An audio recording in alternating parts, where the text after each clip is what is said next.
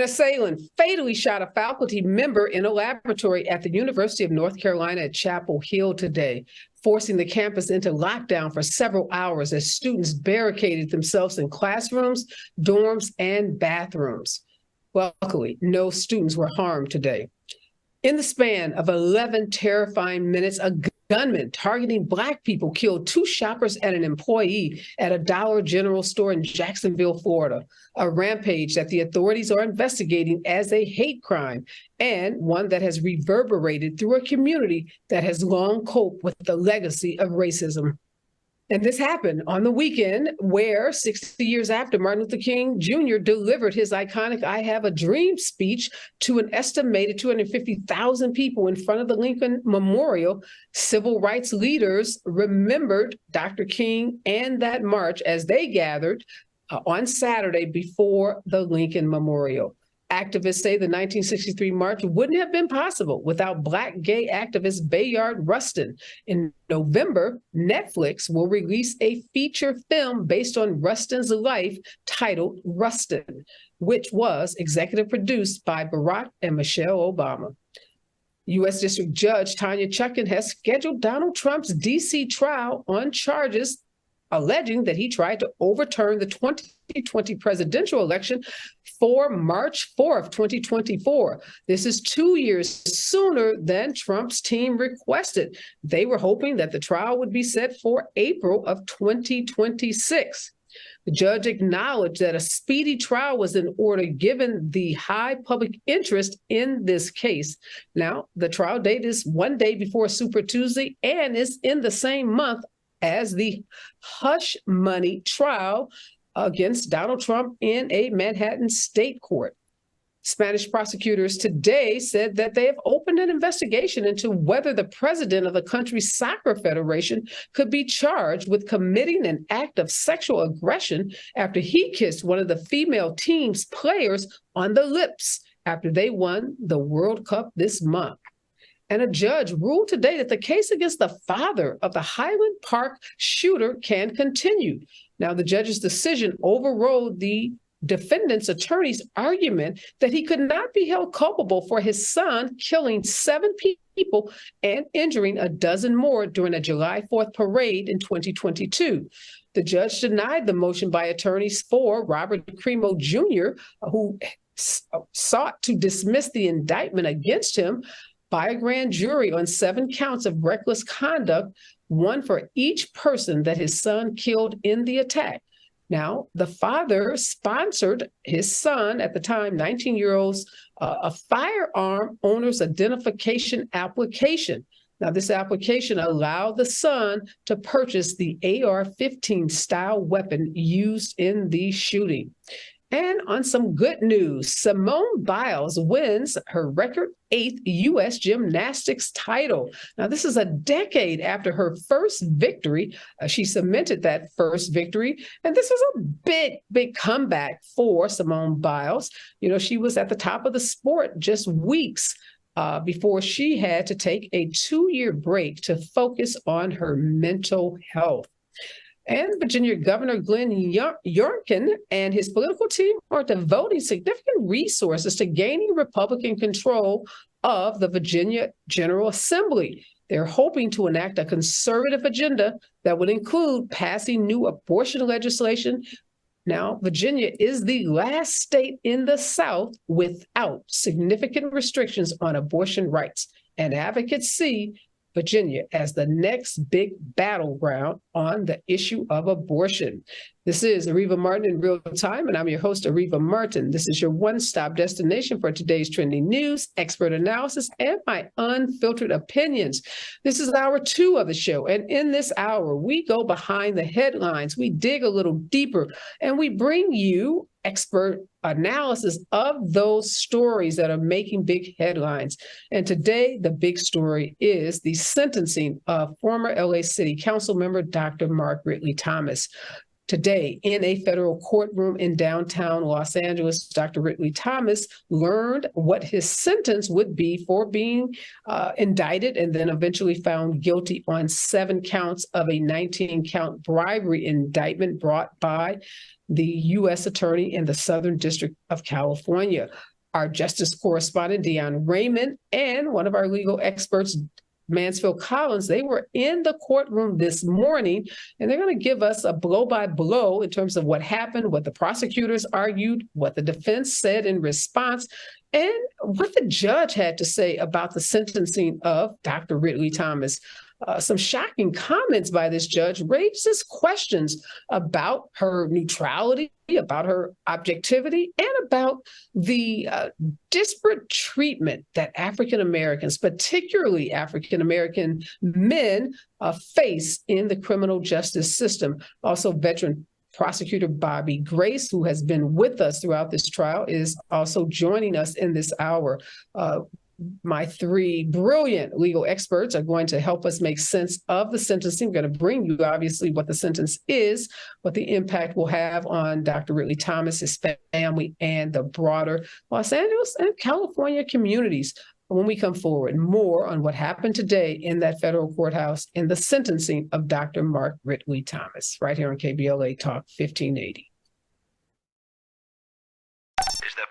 Our KBLA trial of former LA City Council member Dr. Mark Ridley-Thomas. He was sentenced today in a federal courthouse in downtown Los Angeles, and KBLA's justice correspondent Dion Raymond was there along with criminal defense attorney Mansfield Collins. Also in this hour joining me is veteran prosecutor Bobby Grace. Let's start with you, Dion. You have been in that courthouse every day since the beginning of this trial, every day of the trial. You were there for the post-trial motions and today for the sentencing. Set the stage for us. Who was there? What was the mood? And then tell us ultimately what the judge decided with respect to sentencing.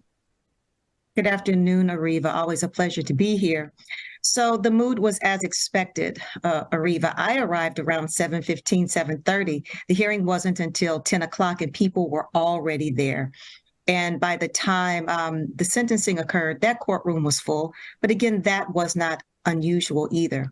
And so there were people from the community. I saw lawyers. I saw a professor, a mix.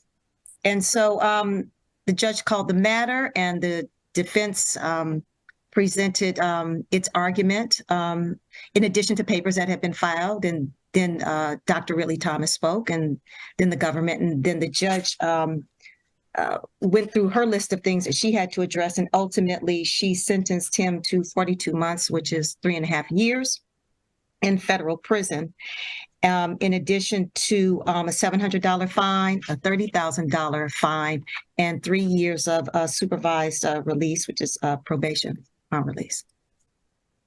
Wow, Mansfield, you were inside that courtroom today. What was your reaction when you heard the sentence handed down by this judge? Miscarriage of justice, Areva. I was still looking for the judge to identify a case, and I was waiting for the government to identify a case that was similar to the facts in Mark Ridley-Thomas's case. And guess what? They couldn't find one. And so that means that this is a case that you cannot find a charge against any defendant in the United States based on the research and based on what happened during the sentencing today, because they look for similar cases where the government filed a charge to begin with against someone like Mark Ridley-Thomas based on these facts. And I was hoping that, you know, I would sort of see some sort of honesty about this particular case and this particular filing in this sentencing, since this is the final stage where we will actually be able to observe. I didn't. Just to also preface what Dion was saying, the courtroom was extremely, it was full of people, but the environment in the courtroom was made to feel like we really weren't welcome today. The attendant was pretty hostile, and something unusual happened. Since it was a packed courtroom, we understood how important it was to get our seats. Well, after the 8:30 calendar, the judge asked everybody to leave the courtroom. And that usually just doesn't happen. You're able to sit in the courtroom. And all I'm saying is, leading up to the sentencing, we were getting this bad feeling that this judge was going to drop the hammer just because of the dynamics in the courtroom itself. And then we were escorted out in the hallway, and we were told that you can't use your telephones. If you come back in and if your wife has to use the restroom, she'll lose her seat. You can't save her seat for her to come back. So it was extremely chilly, very ominous kind of environment that sort of set the stage for then what the judge did. And yes, the judge never referred to any concrete evidence. She never cited to, in this particular day, this was said, etc. What she did was use all of the kind of coded words, shake down, hasn't accepted responsibility, powerful man, pressured Flynn, things that you just have to sort of grab from the testimony based on conjecture, because there's no testimony from Marilyn Flynn. So I was extremely disappointed. This was another example to me of a miscarriage of justice. And it seemed as if somebody just simply wanted to take down Mark Ridley-Thomas and show the community how easy it is to take down a powerful, honest Black man in Los Angeles. Yeah, I know the responses have been fast and furious. Lots of elected officials have weighed in on social media, lots of community leaders talking about his legacy, the tremendous decades of service that he has provided to thousands, if not hundreds, if not millions of people throughout Los Angeles County and the state of California. And to see his illustrious political career, his illustrious community service career end in this way has been devastating for lots of African American and the broader LA community. But let me ask you, Bobby, you're a veteran prosecutor. You've been at these sentencing hearings hundreds, if not thousands of times. Both Dion and Mansfield talk about comparable cases. Mansfield really made that point that prosecutors could not identify a comparable case where someone was convicted based on a similar fact pattern and received the 3.5 year sentence that Mark Ridley-Thomas received today. How common or uncommon is that for there to be a sentence without some comparison, without there being something, some precedent that has been set in some other case that the judge is relying upon when she issues a sentence? Well, there's three things that we have to keep in mind, Areva, and good afternoon on kind of a somber date here. One is the judge split the middle here, and it seems that she did that putting what we call the jury trial tax on Dr. Mark Ridley-Thomas, in that people who have gotten or done more egregious things. And there's a couple cases that I'll cite to. One is the Mitchell Englander case, the LA City Council member who was basically taking bribes for his office. He got much less time than Mark Ridley-Thomas's, but he didn't go to trial. Another case that you may recall, Areva, there was a gentleman who's a member of Congress from San Diego, Duncan Hunter, who was a big Trump supporter, right? And very outspoken, conservative U.S. representative. He was taking money from his campaign accounts and spent over $200,000 of campaign funds. And it's described as he stole $200,000. He didn't go to trial. He got 11 months in federal prison. So when you really look at this, there's the Mark Ridley-Thomas issue. Then there's the broader issue of why charged individuals who decide to go to trial, why do they get punished for exercising their constitutional rights? And I think that's a big question that should be addressed. And if anything good comes out of this, there should be a spotlight put on that. But really, Mansfield brought home what is really the big issue of the whole case, Areva, is that there are no comparisons because it's very rare that someone would get convicted on facts like this. There's a conspiracy, but the main person, the other person that's part of the conspiracy, because you have to have 2 or more people to have a conspiracy. We keep talking about Marilyn Flynn, but she never testified. And everyone's alluding to what she may have thought or using conjecture to say she was pressured, but none of those are facts that came out in the trial. So those are things, in my mind, the 3 salient things that we have to focus in on as to why Dr. Mark Ridley-Thomas got the sentence that he got today. And, what can we do in the future to make sure that individuals who are exercising their constitutional rights don't get placed in the same position? Yeah, that's really, really outrageous. Mansfield, when you think about it, you have a Sixth Amendment right to trial. You go to trial. In this case, I think Dion did the math. You are successful on 64% of the charges. So you prevailed, which meant those charges, you were not found guilty. You were actually acquitted of those charges. But yet our system allows the judge and the prosecutor to recommend, and then the judge to sanction this tax, this penalty. And that's replete throughout the prosecution's documents about, they in fact call the trial frivolous, and they make repeated references to the fact that unlike Marilyn Flynn, who basically, capitulated to our charges, he chose to challenge us. So how can we have a system that gives you a constitutional right to a trial, but on the back end, if you lose some portion or all of the case at trial, and it could be any number of reasons why you lose. You can have lousy lawyers. Let's face it, you could be paying them a lot of money, but they're still lousy. You can have witnesses that go south on you. I mean, you just think of so many things that can go wrong in a trial. You can have jurors that misunderstand the facts of the case.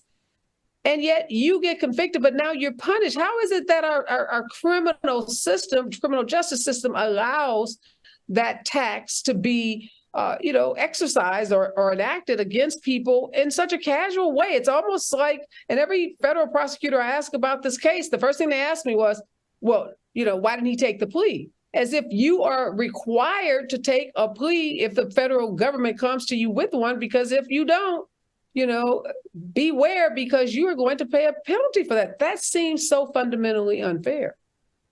And it is, Areva. And everyone will deny it. The judge will deny it and say that what we all know as lawyers, as Bobby said, we all know that there's a special tax that you will be required to pay if you want to exercise your Sixth Amendment right to your day in court. And back to your 64%, you're right, but it wasn't 64% that he won out of cases and facts that were unrelated to the cases or facts that he was actually convicted on. They're all the same. They were all growing out of the same common fact pattern, which also makes it confusing in terms of how the jury could separate some and not others. And also today, another aberration that happens when you have the Sixth Amendment right to your day in court, to a free trial, to a fair trial. The judge must have said probably, I would say maybe, and Dion can correct me if I'm wrong, maybe 15 or 20 times that Mark Ridley-Thomas has never accepted responsibility. Well, if you're innocent, you don't accept responsibility for a crime that you didn't commit. She was creating this straw image, this straw person, this straw theme that she kept knocking down herself, when in fact, he has always maintained his innocence. Of course, he can't accept responsibility for something he didn't do. Who would? And so it was shocking to hear her continue to harp on that. And it's disingenuous. It was intellectually dishonest for her to harp on that. And I don't know what message she was trying to send, except, judges always talk about acceptance of responsibility. And we know, yes, there's always that. But when someone fundamentally believes that they're innocent and the facts and the evidence didn't support a true conviction, You're not going to have anybody all of a sudden just bow down and say, you know what, just for the sentencing today, yeah, I'm going to accept responsibility. I admit it, I did it, etc. Who would do that when they know down in your heart? To your point, let me just say this. I've interviewed folks who've served 25 years and more, wrongfully convicted people who refused, as you just said, Mansfield, to acknowledge that they committed a crime, where prosecutors pressured them and said, hey, if you just say you did it, I can get you 5 years. And they could not bring themselves to tell that lie that they did it. And like I said, I've had individuals who literally served 25 plus years because they would not capitulate and would not say they did it. Let me ask you, Dion, you can weigh in on this, but Bobby, I want to ask you as well. What do you do when you have been charged with 19 counts? You get acquitted on 12 of them, you're convicted on 7. So when you stand up to address the court, what do you say, Bobby? I was acquitted on these counts. Do I get to talk about that, or what are you supposed to say, particularly when you are appealing, when you, as Mansfield said, know in your heart of hearts you didn't do it? What is the quote unquote thing that the court expects someone in that position to say?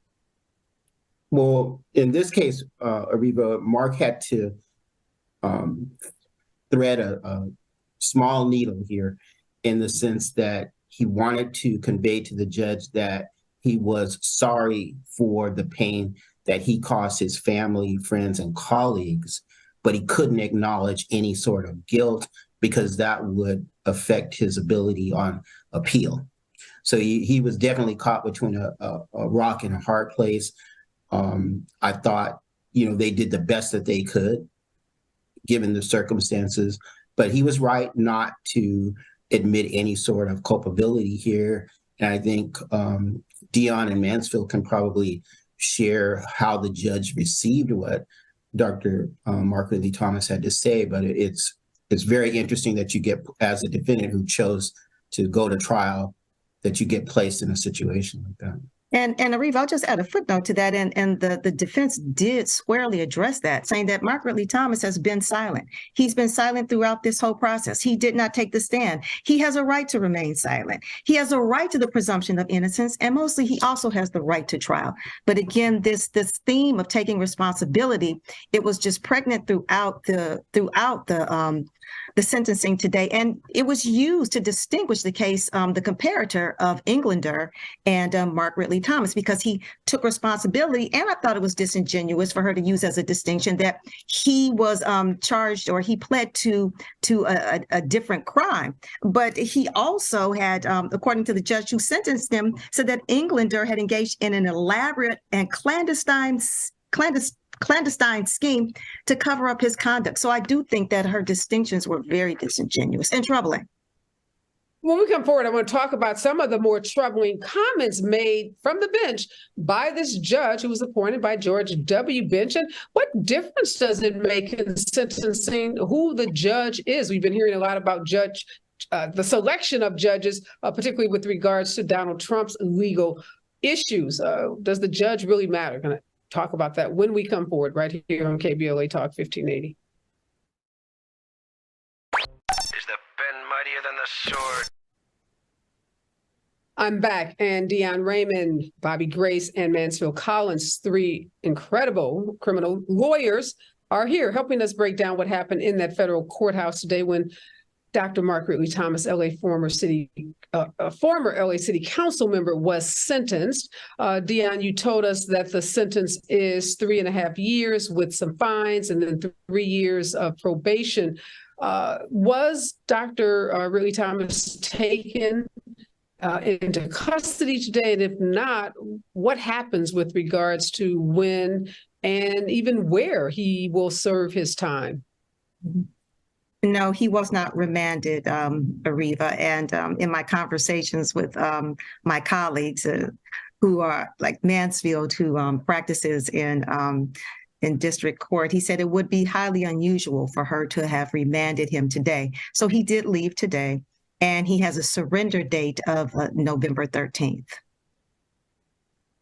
Now, what does that mean, Mansfield? We talked earlier when we were doing some other episodes about the trial, about the possibility of him not just staying out now until this November surrender date, but perhaps remaining out of jail, custody while his appeal, which we know his team has already made public that he is filing. Is there a possibility that he can remain out during the entire time that the appeal is pending until there's a resolution of it? And if so, when will we know that? Yes, there is a possibility. And I think that his defense attorney made a good call today by not even raising it for scheduling purposes, their intent to file a motion to allow Mark Ridley to stay out on bail pending the appeal, because it was just, they would have run into a very cold response from the judge and a very cold response from the prosecution. And so they are going to make that motion, but the timing of that motion is very important. And I think they made a good decision by not even alerting the judge to the fact that they will make that motion before Mark Ridley surrenders. He'll surrender downtown Los Angeles probably surrender at the federal detention facility downtown Los Angeles, and then he'll be taken to the to custody of the Bureau of Prisons. But I also wanted to say that this judge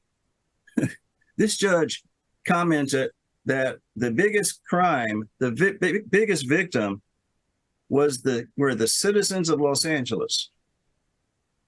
The citizens of Los Angeles were the biggest victim in a situation in which the only way you can look at this is that Mark was trying to do something for his son that was not illegal, that was not criminal.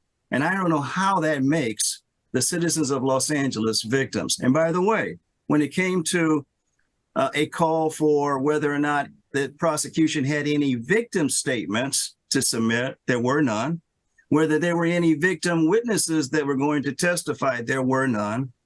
Highly unusual. If USC really thought that they were a victim of a fraud, of a scheme, of a corrupt politician, they would have railed in righteous indignation against Mark Ridley-Thomas. There was no evidence of that whatsoever. But she used to talk about the citizens being the victims in Los Angeles. You're not going to believe this. She quoted Bernard Parks' letter. She said even Bernard Parks said that this crime was a crime against the citizens of Los Angeles. And the reason, again, that was so intellectually dishonest was that apparently she had no clue as to the political rivalry between Bernard Parks and Mark Ridley-Thomas, and how this was nothing more than a vendetta statement to try to get back at Mark Ridley-Thomas because Mark Ridley beat him in the 2008 race for the supervisor. She mentioned nothing about that, so I do not assume that she knew that, and the prosecution should have told her that, but they didn't. They filed that document, and it was almost like being stabbed in the back. And Areva, I have to add this. That letter has no credibility given all of the factual inaccuracies that were in that letter, that Marilyn Flynn had testified and things like that. It was just replete with error. It should not have been considered. She said she did not consider the official seals. She should not have considered that letter at all. Bobby, that's, again, so troubling. And I go back to this. I can imagine that this case would have had such a different outcome had there been a different judge, although Dion says she's talked to some really, highly credible lawyers that have had different experiences with this judge. But you have said from the beginning she has a reputation as being a tough judge, particularly when it comes to sentencing. But how is it that she would make reference to a statement like that from a letter? Was that a victim's impact letter? Was that a letter on behalf of the citizens of Los Angeles that this judge was considering? One man, as Mansfield said, that was a political rival, making such a statement. And would you expect Mark Ridley-Thomas's lawyers to have filed a counter petition, not petition, but a declaration, or someone from the community to give the judge those facts that apparently were not given to her about the credibility of Bernard Parks? Well, Areva, this was, as I said before when we talked last time, this is one of the most unusual things that I've ever seen in my 30 years plus of prosecution, having somebody on a case like this file a letter asking a judge to give somebody the harshest sentence possible. I do think that there should have been more pushback with respect to the letter. I think the fact that the judge commented on the letter showed that the whole tenor of the case was weak in the sense that there was no substantive evidence that came out regarding whether there was a real victim in this case. And so because this honest services charge in which he got convicted on and the conspiracy and bribery things that go attached along to that, because it's so wanting, the judge had to reach for something. So she was reaching and she was reaching hard. Bernard Parks gave her something to talk about, but I don't think she realized, one, as you and Mansfield point out, that Parks was a political rival, or two, what relevance does that Bernard Parks have in the community at this point in his career? Like, is he speaking for a statement about the citizens of Los Angeles? He's a retired city councilman. He's a resident like you and me. Yes, Can I write a letter? No, and Areva, in state court, you have to adhere to what we call aggravating factors in order to sentence somebody to the maximum. And I would have thought, because this judge did come from state court, that she would have stuck very closely to whatever the federal factors are to give somebody the middle ground sentence. In state court, Mark Ridley-Thomas would have gotten the lower, because he has no criminal record. He's done all these great things. But we talked about the tax here, and she went to the middle. But clearly, if you believe that he was truly convicted rightfully in this case, there's no way that he should have got 3+ years for what has been described here. And Mansfield has done a really good job of explaining that. But she was reaching, right? But she was reaching, and it's really, really a shame that Bernard Parks would even put himself in this, but even more a shame that that anybody on the prosecution team or the judge would use him to aggravate his sentence. It's a real shame. What about Mansfield, the 130 letters that were written on behalf of Mark Ridley-Thomas? Do those letters count as, the citizens? Because now the question becomes, who gets to speak for the quote unquote citizens of Los Angeles? Who gets to be deemed the voice of the citizens? And you said if USC felt like they had been harmed, they would have testified as victims. But one man gets to declare himself the voice of the citizens that have been quote unquote harmed, and that becomes the basis for a sentence. Please tell me that that's a part of the appeal, and that's going to be a part that will help make this appeal even more successful than some of the other areas that you've already identified. Yes, it will be a part of the appeal, because anytime a prosecutor submits something to the court, it has to be submitted in good faith. It has to be as honest as possible. It has to be as accurate as possible. It has to be as truthful as possible. When they submitted that statement by Bernard Parks and did not give the context of the history, they created an appealable issue directly related to sentencing that happened today because the judge referred to it.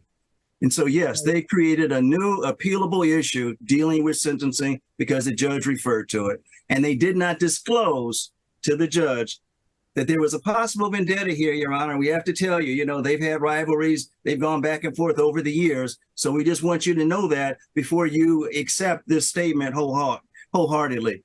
But you're right. Statement from one man doesn't stand up to 130 letters from actual citizens of the community that were written in about what he is doing today yesterday and what they had expected him to do tomorrow. No, it doesn't stand up. It doesn't measure at all.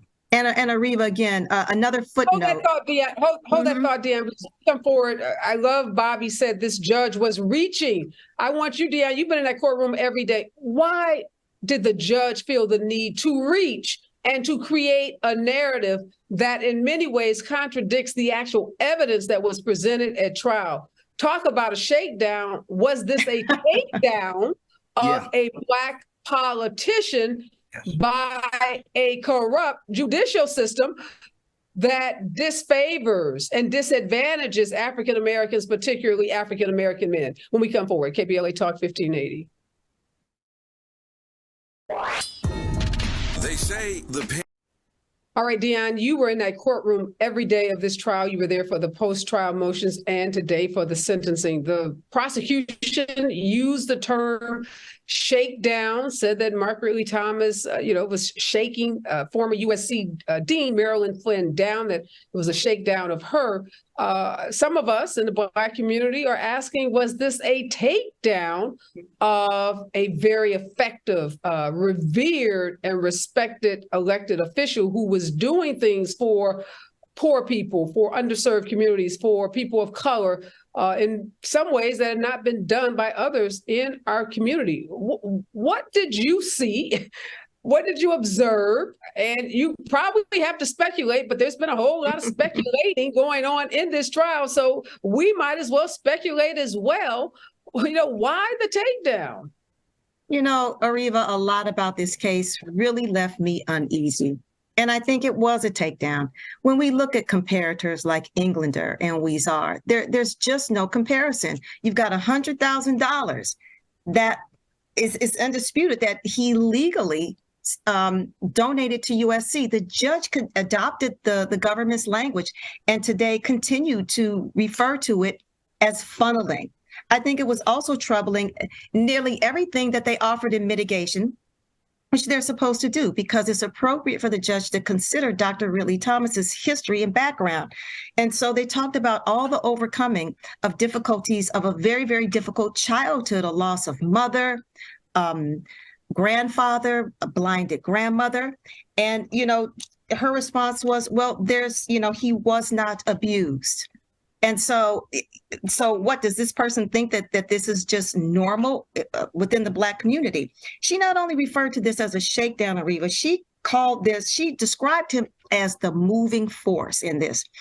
And I think this is because they had to deal with something that occurred in Marilyn Flynn's sentencing. And that is, they called the facts with regards to Marilyn Flynn unusual. So I knew they were going to have to deal with this. How are they going to distinguish this with regards to Dr. Ridley-Thomas? Well, she said, even if he would have voted for the telehealth contract anyway, which I believe the evidence shows that he was going to do anyway, and that the supervisor staffers had vetted the telehealth contract amendment and that they had enthusiastically supported it. But she said, even if he would have voted for it anyway, given the fact that Marilyn Flynn put her career and the possibility of prison at risk, surely he must have been this moving force, this driving force. Areva, anyone who has any understanding of academia knows this woman was powerful in her environment. She had all kinds of options. And so I just want to say this last. Bobby and Mansfield and I were talking. What would cross-examination of Marilyn Flynn have looked like? And I think not having her on there was a move of strategy by the government, because I think good cross-examination, and I have no reason to doubt that those defense attorneys would have done anything but excellent cross-examination. I think it's likely that what it would have revealed is that she didn't feel like she was being shaken down, that he wasn't pressuring her. I don't think the evidence was ever there that she was pressured. Yeah, that's what's, again, so troubling about this, Bobby. Again, you've been at this a long time. You've seen lots of things happen in courtrooms. Have you ever seen a case like this where the government puts on the flimsiest of evidence without the main culprit, the co-conspirator, the co-indicted individual, but yet weaves this narrative and then uses that narrative as if it is the evidence that was presented at trial, even though it doesn't match the evidence, but yet that becomes the narrative upon which everything is decided, every post-trial motion, and now even the sentencing. Well, we've been talking about it since since this whole thing started. Why wasn't Marilyn Flynn called to the witness stand? And Dion, Mansfield, and I agree that it's almost unheard of for the prosecution or government to enter into a plea agreement with someone with not having them testify. Now we know why she wasn't called to the witness stand, because, as Dion points out, good cross-examination would have exposed weaknesses in the prosecution's case and made it very, very difficult for there to be a conviction. And we can go back, Areva, to the fact that the jurors were confused and had to really go back and go over all of this information with painstaking review of it because they didn't understand it. So it'll be interesting to see how the appeal goes. I think Mansfield points out that there is a chance that the defense will ask for Mark Ridley-Thomas to be able to stay out of custody. And let's hope that going forward that there will be an adherence to the rule of law and justice. Areva, can I just... Yeah, I have a final question for you. I want to ask you about Mark Ridley-Thomas's silence. So Dion said his lawyer pointed out that he'd been silent throughout this entire case. Since the indictment hit, we've not, seen a social media post, a tweet, Instagram post. He hasn't taken to the microphone. He hasn't done any interviews. Would you at this point recommend that he continues to remain silent, or do you think it's time for him and his legal team to start speaking up, to start trying to set the narrative straight with respect to the evidence, the facts, and what's happened in this case? I think there has to be a greater community outreach to inform citizens of Los Angeles what this case was really about. Every time I hear a news station on television describe this case, I wonder what case they're talking about, because it's not the Mark Ridley-Thomas case. There is so much confusion and misinformation. And yes, Mark Ridley-Thomas and his lawyer, his legal team, should understand that a lot of people are confused about this. And they have to make sure that they have a good understanding about what actually the charges were, how it actually worked. And yes, they really do need to do some outreach. But let me also... Are you concerned at all that any comments made now between now and resolution of the appeal could harm the appeal process? Well, what would happen is Mark Ridley doesn't have to make those comments. Those comments should be made by other individuals. Like, we're making comments right now, but we're not being paid, or we haven't been hired by Mark Ridley-Thomas. But let me tell you something, Areva. The judge, as well as the prosecution today, said there are still third parties out there making comments in support of Mark Ridley-Thomas. And as if Mark Ridley-Thomas, they were basically suggesting Mark Ridley-Thomas is pulling our strings. We don't have our own free will and free minds to say what we think is right or wrong.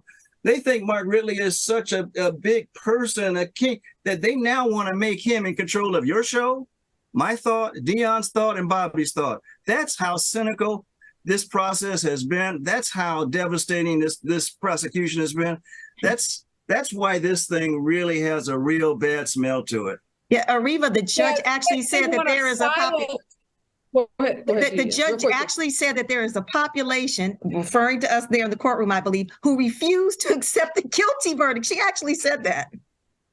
Yeah, there are comments made about media personalities and others in the prosecution papers. And the reality is, we are standing up. We're speaking up. We are not paid by Mark Ridley-Thomas. We don't work for him. We don't work for his lawyers. We don't work for anyone associated with him. We are, as you said, our own independent thinkers. We're all very experienced, damn good lawyers who have opinions, and we have a constitutional right under the First Amendment to state our opinions. We're sorry, prosecution and judge, that you don't like what we're saying, but this is our democracy. We get to criticize our system and we get to call it out when it does right, and we get to call it out when we think that the system got it wrong. And in this case, we think the system got it wrong. I can't thank you guys enough. You've been amazing. We are out of town, out of time. I'm out of town. We're out of time. But you guys have been so phenomenal helping us break down this case. I will see you real soon. Next voice that you hear is Robin Ayers in the Raw Report right here on KBLA Talk 1580. Follow the leader. KBLA Talk 1580. Follow the leader. Be sure to follow us on Instagram at KBLA 1580. Follow the leader. Are you ready? The station leading the way with exclusive interviews, Follow the leader. stimulating conversation, and intellectual